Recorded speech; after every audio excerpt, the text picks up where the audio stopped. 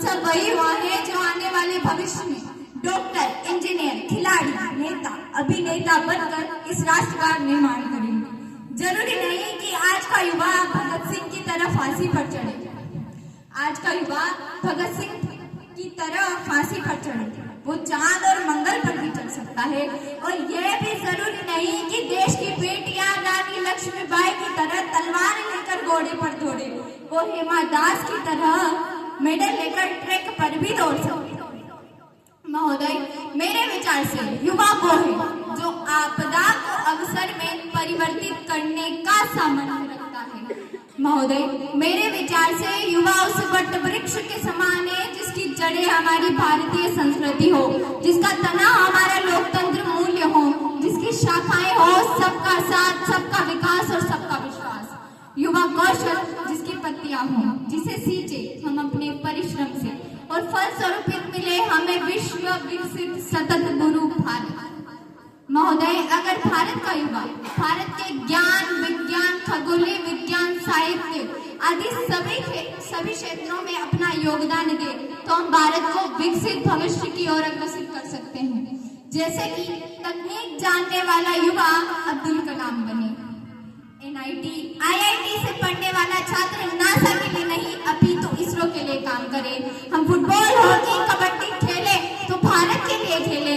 यदि वो हेमा दास दौड़कर नारी सशक्तिकरण का उदाहरण देती हुई स्वर्ण जीते तो वह भारत के लिए जीते। अरे साहित्य में रचनाएं ऐसी रची जाए कि साहित्य का नोबेल भारत को प्राप्त हो। हम शिष्टाचार यूं बनाए कि जापान से पहले भारत का नाम हो।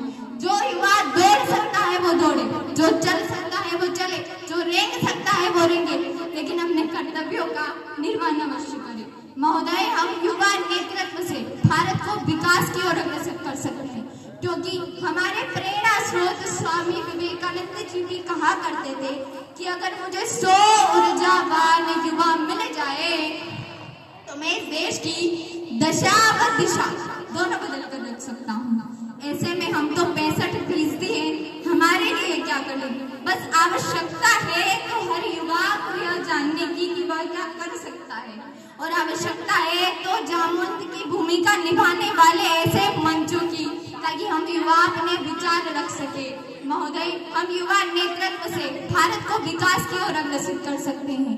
भारत में कई ऐसे वीर उभरे हैं जो युवाओं के आत्मविश्वास का नेतृत्व करते हैं, जैसे कि वीरता के व्रत से विभूषित महाराणा प्रताप जैसा शौर्य, पन्ना दाई और पद्मिनी की वंशजा, और इसी के साथ लक्ष्मीबाई का युद्ध, नंगेली का समर्पण, पद्मिनी का आत्मसम्मान, सीता का संयम, झंकारी के दायित्व के साथ श्री आदि गुरु शंकराचार्य, रामानुजाचार्य, माधवाचार्य, निम्बांगनाचार्य और पंचमूल जगत गुरु श्री कृपालु जी महाराज का ब्रह्म तत्व ज्ञान हो। हम युवा नेतृत्व से भारत को विकसित भविष्य की ओर अग्रसर कर सकते हैं। फिर चाहे श्रीलंका में आपातकाल हो, बाढ़ग्रस्त नेपाल हो, अफगानिस्तान में अकाल हो, तुर्की का भूकंप विकराल हो, या फिर कोरोना में हाहाकार हो। महोदय, हम युवा नेतृत्व से भारत को विकास की ओर अग्रसर कर सकते हैं।